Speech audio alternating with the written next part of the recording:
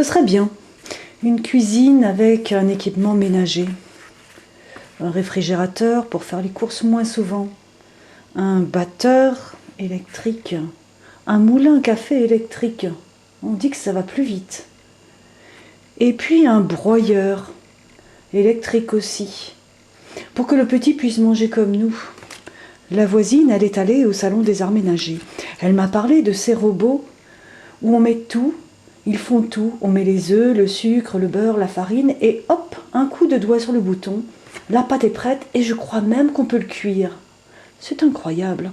Je pourrais passer plus de temps à repasser, à coudre, à tricoter, à lire peut-être. Mais c'est surtout l'eau chaude qui me plairait. J'aimerais avoir dans cette maison dont je rêve une salle d'eau, un endroit réservé à la toilette. Ça serait mieux que de se laver dans la cuisine. On dit aussi qu'il y a pour le linge des machines à laver. J'aimerais bien. Peut-être que je n'aurais plus les mains rouges pour aller frotter le linge dans le froid, le sortir de la lessiveuse trop chaude, le rincer encore à l'eau froide. Dans notre maison, il y aurait une salle à manger, avec un lustre moderne au plafond. Je servirai du café instantané quand Marcel et Janine viendront. Ce sera meilleur que le café qui est sur le fourneau. Et puis, il y aura un salon avec le chauffage électrique. On y mettra un poste de télévision. Comme ça, le soir, nous pourrons la regarder avec Jo quand les enfants seront couchés. Dans la journée, parfois, je mettrai de la musique, avec un appareil comme chez les Minoros, là où Paulette va faire le ménage. De la musique classique. C'est une musique, je ne connais pas. Je rêve. Et puis peut-être ainsi, j'aimerais avoir un transistor pour aller écouter la musique dehors. Françoise m'a parlé d'une pilule pour avoir moins d'enfants. Ce n'est pas la nature. Quand même, ça serait mieux, on serait moins fatigué. Monsieur Perrault, le prêtre de la paroisse, ne voudra pas. Il faut que je cache ces feuilles dans le fond de l'armoire, avec la colle et les ciseaux. L'école va se terminer, le petit va se réveiller. Il faut que je prépare le goûter. Je rêverai une autre fois.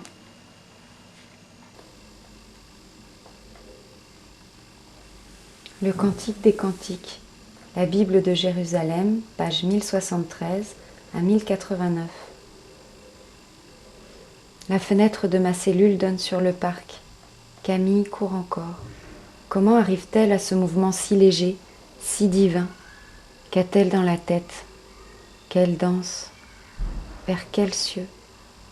Elle est si vive et je m'enfouis sous cette gangue de vêtements lourds. Ma chevelure disparaît derrière ce voile empesé. Comme le lys entre les chardons, telle ma bien-aimée entre les jeunes femmes. Comme le pommier parmi les arbres d'un verger, ainsi mon bien-aimé parmi les jeunes hommes. À son ombre désirée, je me suis assise, et son fruit est doux à mon palais. Quand j'ai un peu de temps, je recopie le Cantique des Cantiques. C'est pas si fréquent. Pourquoi toutes ces contraintes? Pourquoi ces lois qui se contredisent? Pourquoi toujours ensemble? Mon bien-aimé, recevez ces pensées sans colère. Le Kodak de la communauté était là sur la table. Je l'ai emprunté un tout petit moment pour faire des photos. Dans le petit bois. C'est l'automne et il est si doux et si lumineux. Les odeurs du sous-bois donnent envie de s'y endormir. J'entends mon bien-aimé. Voici qu'il arrive, sautant sur les montagnes, bondissant sur les collines. Mon bien-aimé est semblable à une gazelle, à un jeune faon. Lève-toi, ma bien-aimée, ma belle, viens-t'en, car voilà l'hiver passé. C'en est fini des pluies, elles ont disparu.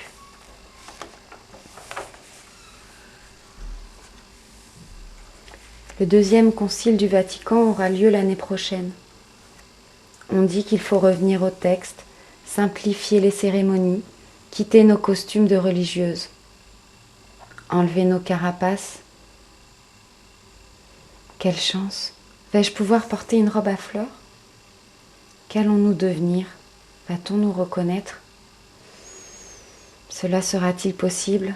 Aller à l'extérieur, connaître le monde? Et que deviendrons-nous? Sans signe, sans distinction. On dit que nous aurons une automobile.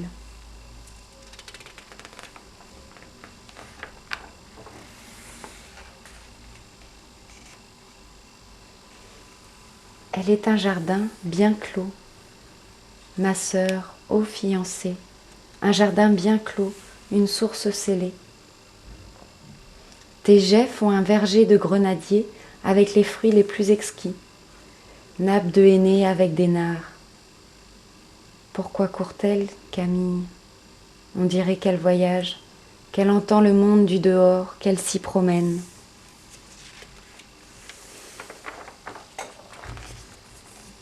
Mon bien-aimé est frais et vermeil. Il se reconnaît entre 10 000. Sa tête est d'or et d'un or pur. Ses boucles sont des palmes. Il y a un eucalyptus dans le parc. J'aime bien cette photo. C'est le cadre qui pèse ici, les obligations. Toujours il nous faut suivre le groupe. Comme j'aimerais avoir la liberté de cette femme, lever les bras, danser, courir, sentir le souffle du vent sur les bras, sur les jambes. Il n'en souffrirait pas, mon bien-aimé, je danserais pour lui. Vais-je pouvoir le tutoyer? Arriverai-je à le tutoyer?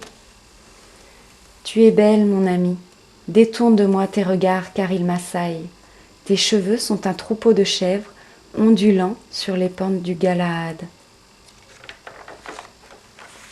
Chantez la couleur du ciel, les feuilles de l'automne. Dire la brise qui agite joliment les feuilles des arbres. Ai-je le droit de rêver à une autre vie? Est-ce que la lumière va disparaître? D'où vient ce trouble, ces doutes? Fuis, mon bien-aimé, sois semblable à une gazelle, à un jeune faon sur des montagnes embaumées.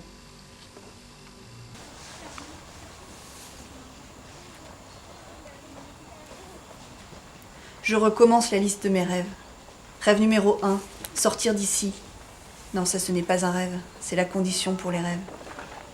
J'ai déjà cherché toutes les façons d'aller dans le monde. J'en ai trouvé 91.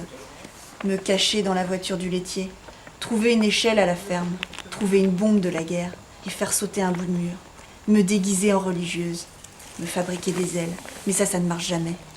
Apprendre à escalader le mur, creuser un tunnel, construire une catapulte. Les rêves alors. Rêve numéro 1. Toucher des couleurs en peinture, ou bien des tissus, ou des objets en couleur. Ici, tout est en gris. Il n'y a que le marronnier qui donne l'idée de jaune ou de rouge. Rêve numéro 2. Courir sur un vrai terrain de sport, comme sur la photo du magazine oublié. Il y a cette femme, Betty Cuthbert, qui gagne le 100 mètres aux Jeux Olympiques de Melbourne. C'est loin l'Australie. C'est comment? Est-ce qu'il fait chaud? Rêve numéro 3. Marcher dans une forêt. Aller loin. Marcher avec d'autres gens. Rêve 4. Non, celui-là serait avant. Ah non, après. Ah, je sais plus. Enfin, rêve 4. Sauter par-dessus une rivière. Pas trop grande, non. Mais pas un ruisseau non plus. Rêve 5. Passer la nuit dehors, avoir un peu froid et aussi un peu peur. Entendre le ululement de la chouette, les crissements des pas du renard.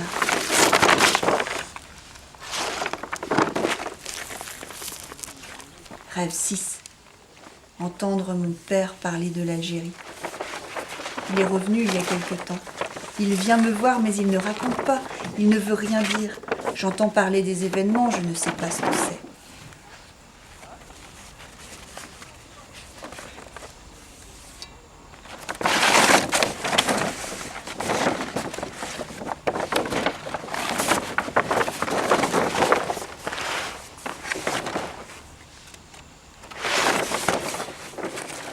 Rêve 7.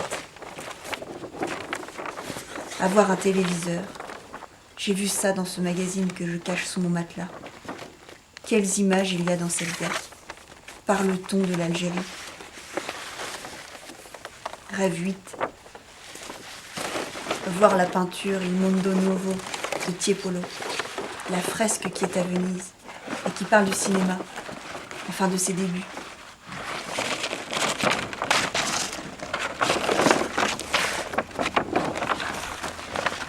Rêve 9. Être arménienne et grimper sur le mont Ararat. Rêve 10. Aller à l'entrée du voyage au centre de la Terre, en Islande, quelque part sur l'ancien volcan Snæfellsjökull. Rêve 11. Demander aux statues de l'église de danser pendant la messe. Non, ce n'est pas un rêve, ça. C'est une rêverie. Rêve 11, donc. Entendre des cris d'enfants, les voir jouer, se disputer. Rêve 12. Embrasser un homme. Rêve 13. Sortir d'ici. Non, j'ai déjà dit ça. C'est vrai que j'aimerais aller et venir comme Denise, avec des enfants accrochés à sa jupe et puis la poussette. Elle est encore grosse. Ça ne doit pas être si facile, ces enfants qui naissent tout le temps. Il y a un docteur maintenant. Est-ce qu'il peut me faire sortir d'ici? Suzanne est bizarre depuis quelque temps. On dirait qu'elle est comme morte. Est-ce à cause des médicaments? Ah, j'ai perdu la liste de mes rêves. Il reste le 17, que je connais depuis longtemps. Rêve numéro 17. Courir si vite que je me dissous dans l'air.